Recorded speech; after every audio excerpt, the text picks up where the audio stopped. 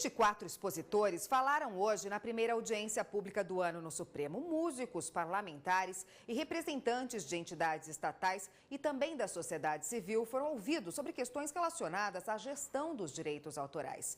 A audiência foi convocada pelo ministro Luiz Fux, relator das ADIs, sobre o tema que tramitam no Supremo. Quem acompanhou e tem os detalhes é o repórter Adilson Mastelari, que está ao vivo no STF. Boa noite, Adilson. Como foi a audiência e como pública durante a tarde? Boa noite, Érica. Boa noite a todos. Foi uma audiência tranquila, onde agora, na segunda parte, mais 13 expositores fizeram as suas apresentações. Como você disse, parlamentares, músicos, compositores, cantores e profissionais relacionados à área artística, à área musical, à área que envolve aí o direito autoral. Entre essas pessoas eu conversei, por exemplo, com o Silvio César, que é cantor e compositor, agora já não tão famoso quanto na época em que a música romântica tinha muito sucesso, e ele me disse o seguinte, que a arrecadação é um direito privado e não deve haver aí uma interferência do poder público. Ele entende que a lei dela deve ser aproveitada, a lei que já existe, e fazer um aperfeiçoamento com o que pode existir de melhor nessa nova lei que está em discussão, que vai levar aí o julgamento das ações diretas de inconstitucionalidade.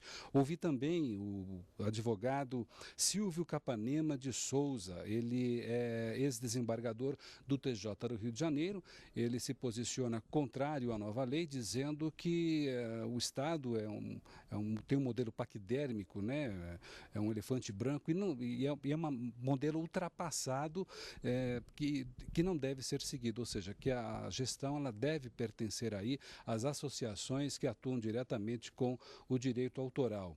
Outra autoridade que falou por aqui foi o embaixador Paulo Estivalé de Mesquita, ele é diretor do Departamento Econômico do Ministério das Relações Exteriores e deu como exemplo, chamando a atenção aí para a nova lei, ele comentou que essa nova lei é compatível com os regulamentos de outros países, principalmente os europeus, destacou em particular a França e a Espanha, dizendo que o Ministério da Cultura desses países habilitam as entidades que gerem os direitos autorais. Uma outra apresentação foi de Ronaldo Lemos, que é membro do Conselho de Comunicação do Congresso Nacional e diretor do Instituto de Tecnologia e Sociedades do Rio de Janeiro, que disse que, citando o que já ocorreu aqui no STF, né, que segundo ele aqui no STF, o ECAD é uma entidade pública e não estatal. E como entidade pública, pode ter aí a interferência governamental na gestão dos direitos autorais. A repórter Carla Lucena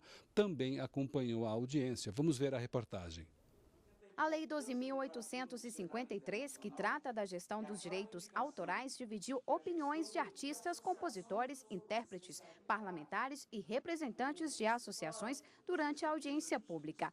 Relator do projeto que originou a norma, o senador Humberto Costa, defendeu o dispositivo que, segundo ele, vai poder fiscalizar um setor privado que precisa de regulação. Além dele, outros parlamentares também falaram a favor da lei criada após a realização de uma CPI. A comissão identificou cartel e monopólio na atuação do ECAD, o Escritório Central de Arrecadação e Distribuição.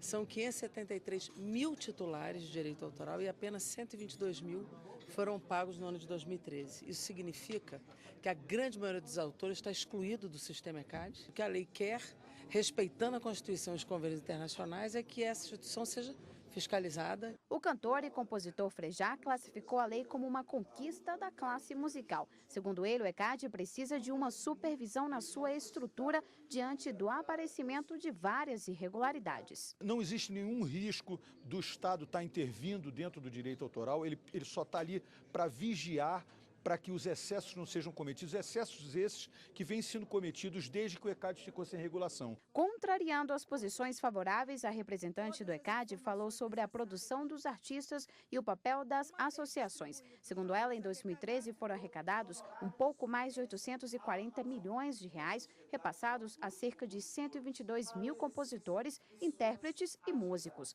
Ela afirmou que a lei é inconstitucional. Se trata, sim, de uma intervenção do Estado numa atividade eminentemente privada e, contra isso, milhares de compositores e músicos são contra.